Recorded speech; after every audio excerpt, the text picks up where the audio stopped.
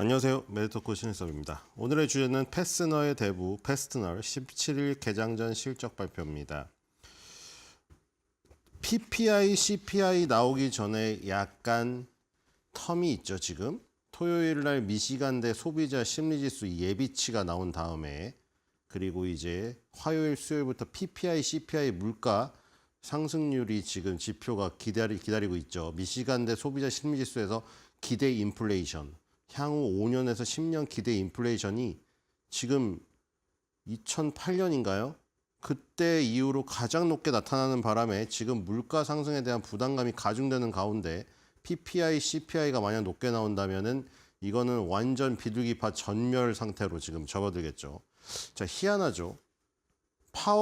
파월이 바이든 대통령이 있을 때 해리스랑 트럼프가 지금 후보로 겨루고 있을 때 그때 대통령 선거를 겨루고 있을 때 그때는 왜 금리 인하를 이때 해가지고 바이든 정부를 돋보이게 하면서 그쵸? 비둘기파를 지금 굉장히 욕했는데 자기 상황에 들어와서 그럼 자기 때도 비둘기파가 지금 오히려 금리 인하를 해서 좋게 만들어야 되는데 지금 그럴 상황이 아니잖아요. 거기다가 지금 공화당에서 임명한 매파에 가까운 사람들을 지금 자기의 어떤 신복으로 심으려는 지금 작업들이 들어가고 있죠. 미셸 보우만 이사 대표적으로 가장 매파잖아요. 공화당이 옛날에 추천했었고 그래서 지금 마이클 바 금융감독 부의장이 사퇴를 했습니다. 금융감독 부의장 자리가 공석이에요. 부의장이 2명 있잖아요. 근데 마이클 바 부의장이 이사는 안 갔어요. 이사는 지금 20몇 년 동안 할 수가 있는데 이사에서 아예 나가버리면 아예 새로운 사람을 넣어가지고 그 이사에다가 7인의 이사회가 있잖아요. 가장 높은 곳에.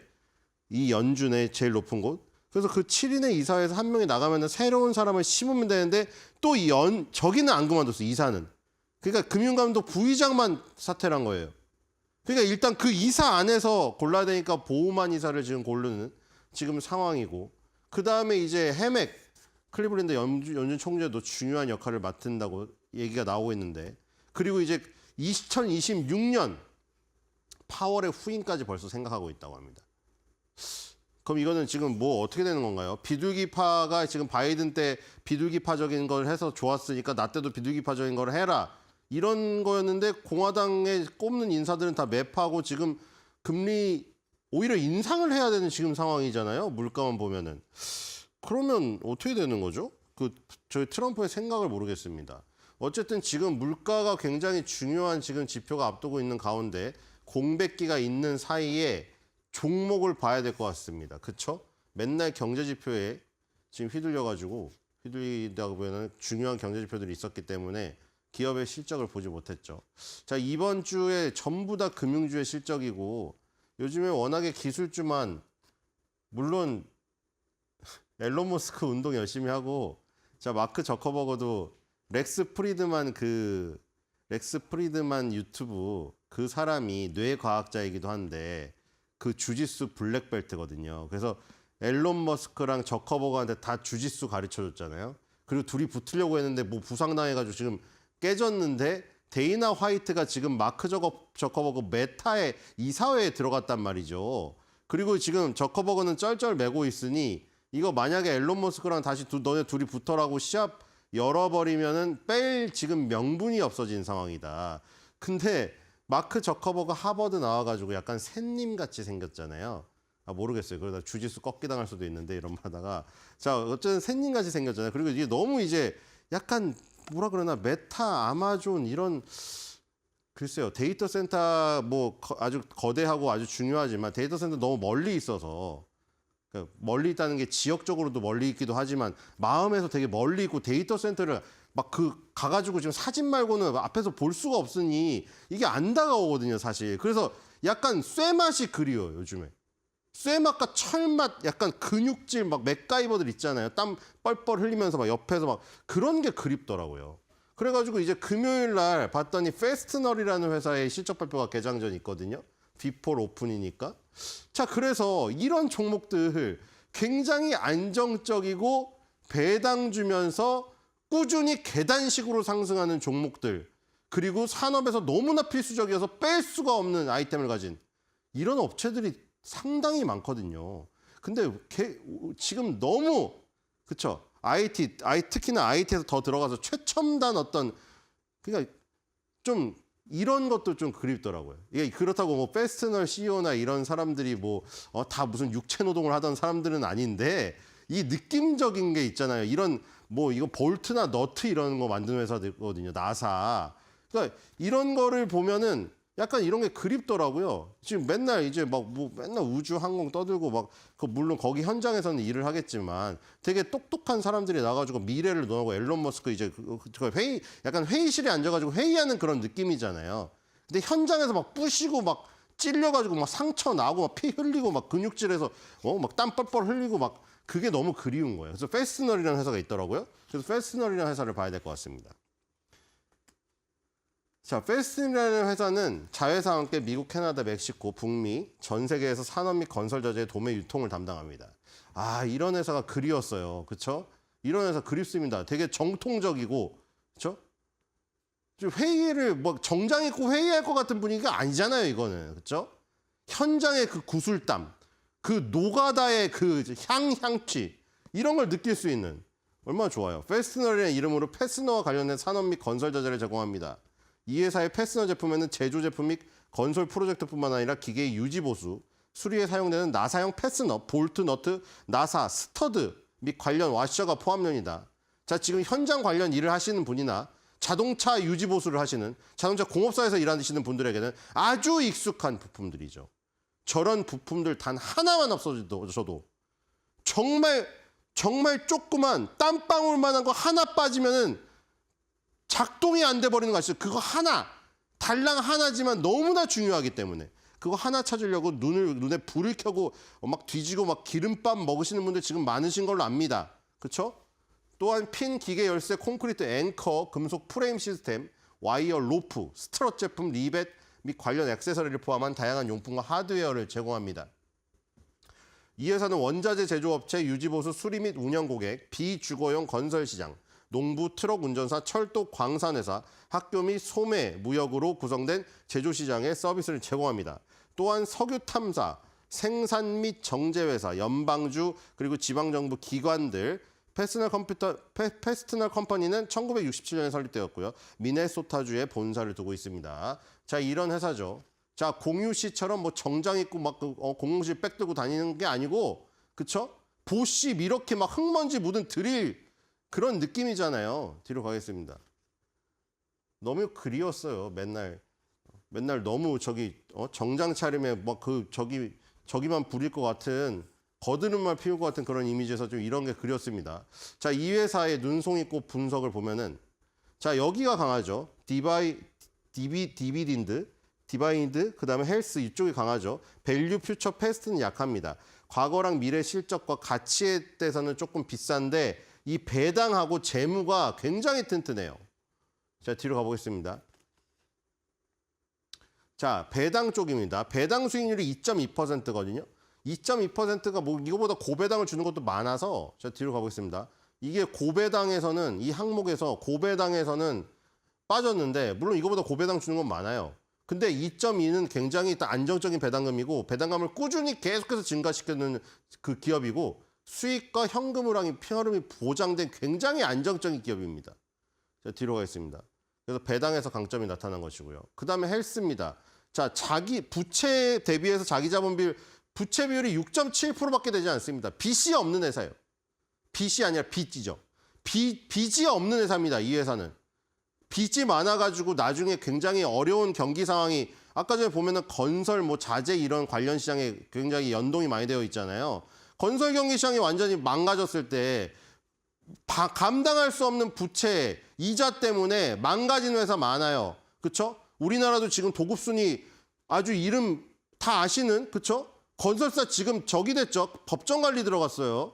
그렇죠? 우리가 또 지금 IMF 같은 거 올 수도 있어요. 그렇죠? 여러분들이 사시는 그 아파트 브랜드 유명한 거 많은 아파트 건설사 하나가 지금 적이 됐잖아요. 지금 부도 처리 직전에 법정 관리 신청했잖아요. 자, 그런 정도로 지금 빚이 많으면은 시달리기 마련인데 얘는 빚이 없습니다. 그렇기 때문에 헬스에서 높은 평가를 받았고요. 뒤로 가겠습니다. 자, 그래서 이 헬스 부분에서는 모두 다 오케이죠. 단기 부채, 장기 부채, 부채 수준부터 부채를 줄이고 부채를 보장, 이자를 보장하는 모든 부분에서 다 예스입니다. 여기 보시면 주주자본이 36억 달러고 총 부채가 2억 4천만 달러인데 부채 비율로 따지면 6.7%밖에 되지 않는 10%도 되지 않는 부채 비율을 갖고 있고요. 총 자산과 총 부채가 47억 달러, 11억 달러입니다.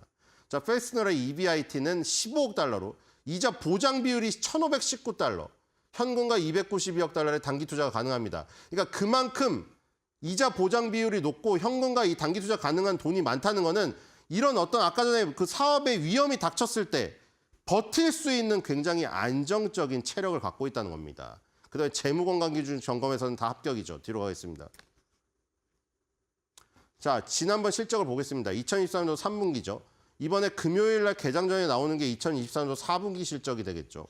자, 넷 세일즈는 1.91 빌리언 달러 매출이 나왔고요. 순수익은 298.1 밀리언 달러 나왔습니다.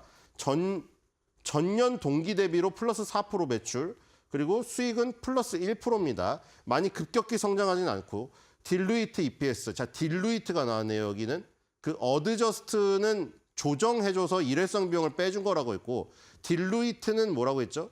지금 현재 피자 조각 나눠 먹는 개념이 아니고 향후에 피자 조각을 나눠 먹을 수 있는 것까지 다 가정해서 EPS를 한 거기 때문에 낮아질 가능성이 훨씬 더 높은 것이죠. 지금 굉장히 낮아져 있는 거죠. 왜냐하면 전환사채 받은 사람. 그러니까 지금은 채권인데 나중에 주식으로 전환할 수 있는 권리가 있는 채권 받은 사람들 있을 것이고 그리고 임원진들, 임직원들 일을 잘해가지고 연봉 이외에 스톡옵션 받은 사람도 있을 거 아니에요. 스톡옵션은 예를 들어 100원에 너가 이 주식을 구매할 수 있는 권리가 있다. 그럼 이 주식이 5,000원이든 10,000원이든 나는 지금 당장 주식을 100원에 팔 수가 있어요. 100원짜리 5,000원에 팔 수가 있다는 거죠. 현재 가격에.